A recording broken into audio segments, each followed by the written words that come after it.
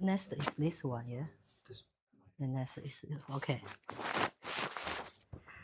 Good afternoon, everyone. Before I begin my presentation, I would like to briefly introduce where I come from, Taiwan.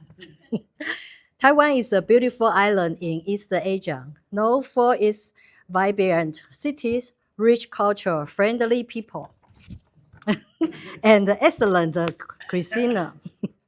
It is home to iconic landmarks such as Taipei 101, one of the world's most recognized skyscrapers.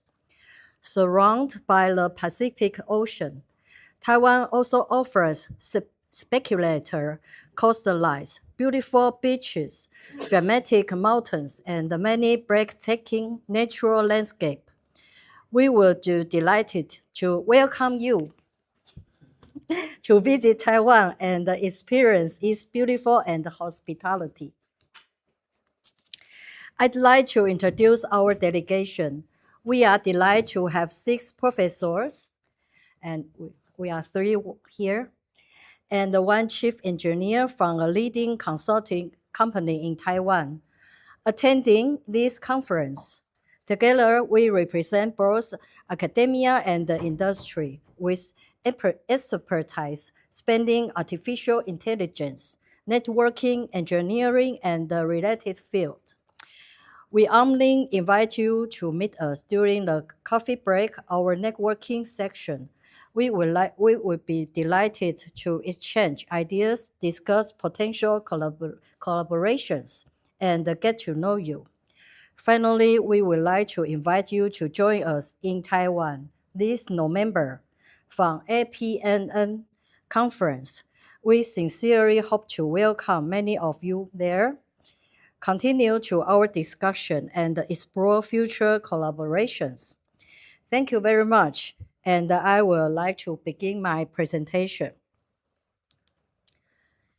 My topic is about from immigrant phase to urban resilience, religion-based distribution, and sustainable planning in Taipei. Actually, I don't know why I'm in this section. No, beginning, I participate in SASBE, so I don't know why the conference shipped me to the CONVR. So but I think my presentation will be very easy to understand. Even that is not a really like a civil engineering field. But as I am an architect and a heritage conservator, I would like to have a journey of the Taipei's history and the Taipei's urban development. Sustainable built environment research usually focus on contentable indicators, energy, transport, green building. But social and cultural sustainability matters just as much, and the religious space is exactly the dimension left out.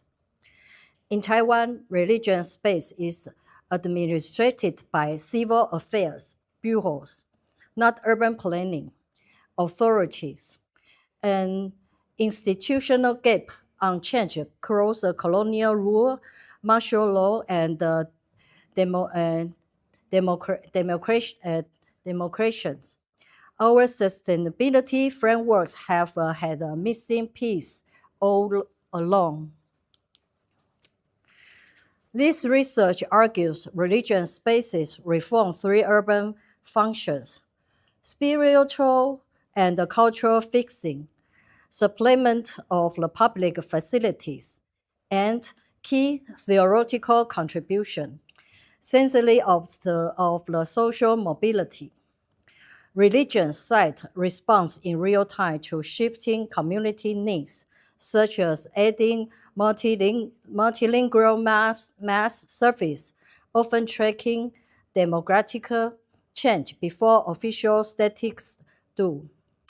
Religion space operate like a low-cost, continuously running social sensor network for the city. Methodology, this research apply the chronological GIS-based spatial analysis. So I would like to let you know the basic data about the Taipei. And this is the map in 1895. That is the beginning of the Taipei, Taiwan's Japanese colonial period. At that time, Taiwan has the first scientific map from this time. So you can see the Taipei, the original old settlement are along the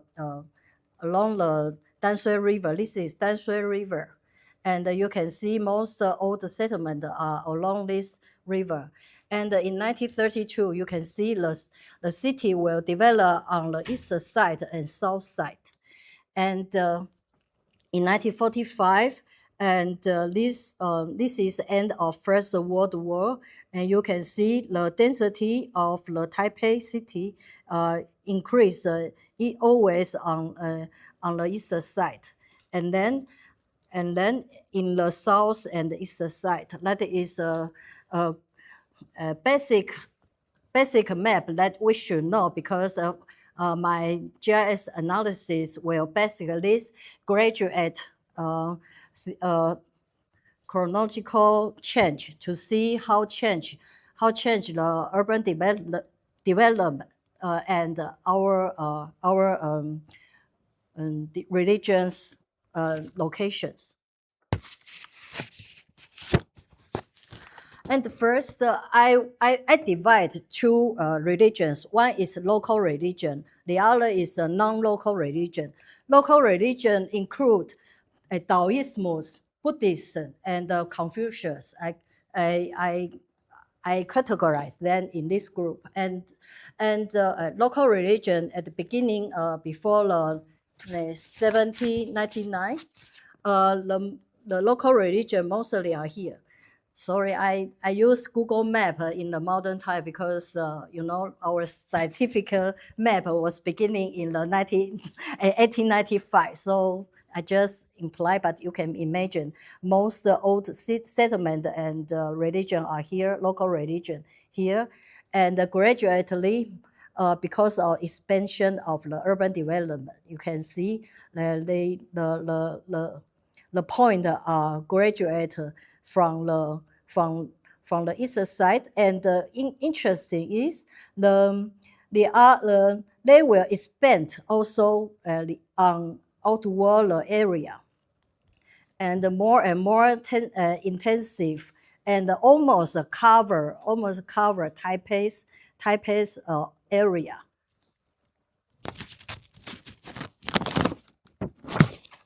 And now local religion like Christianity, Protestant, and mostly, and Muslim also, I categorize them as the non-local religion. You can see the big different.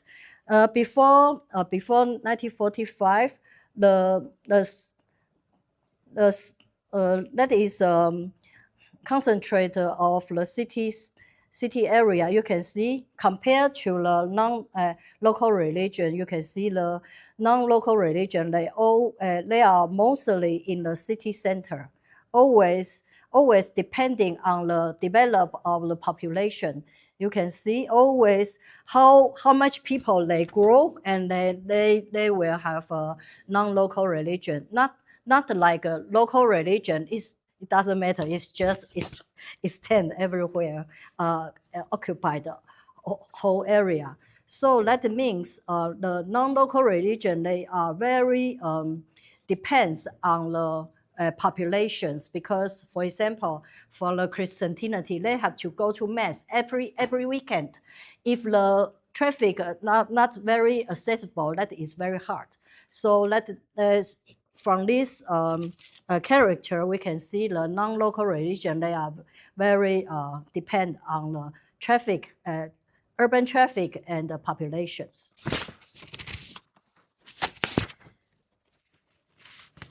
And that is my first finding.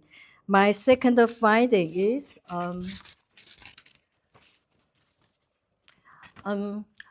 The non-local religion like Catholic churches or Protestant, they offer foreign language methods, not like a Confucius temple or Taoist temple. They don't provide English speaking mass, but for Christianity and Catholic, they will provide many Martin language mass like English, European language, or Asian language like Korean language, Indonesian, or Vietnam, or Hong Kong Cantonese also. That means from language, we will know the non-local religion is very important indicator of the immigrant.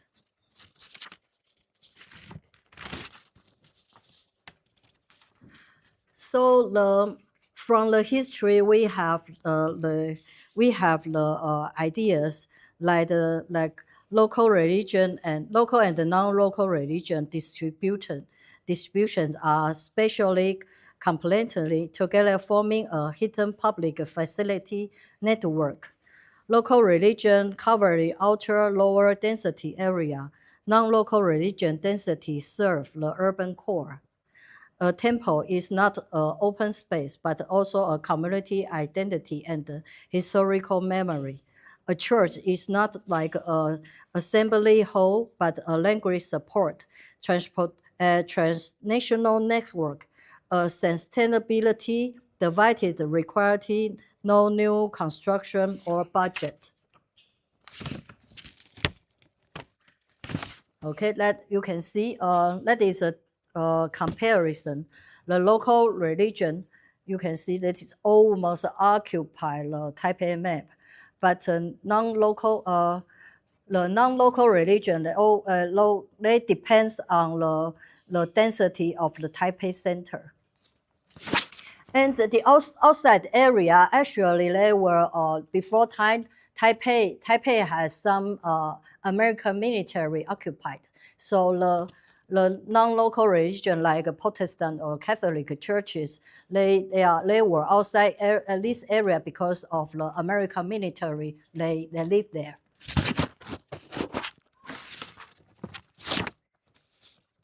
The three actable to recommendation follows. First, heritage conservation criteria should incorporate religion spaces value as a dynamic social mechanism, not just architectural form and age. Second, service catchment of major religion sites should be incorporated into social welfare facility zoning. Third, multilingual religion service should be formalized, recognized as an immigrant community infrastructure, integrate into smart city demographic monitoring.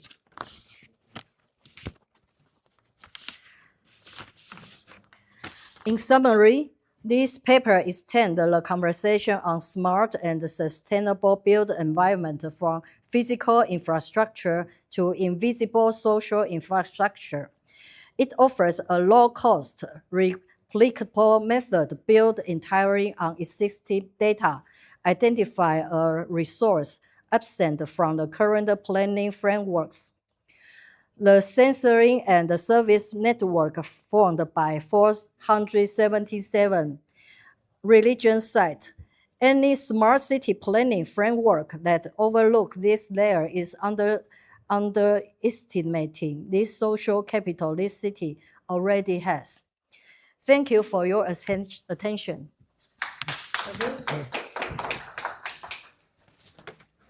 Okay, if there's any follow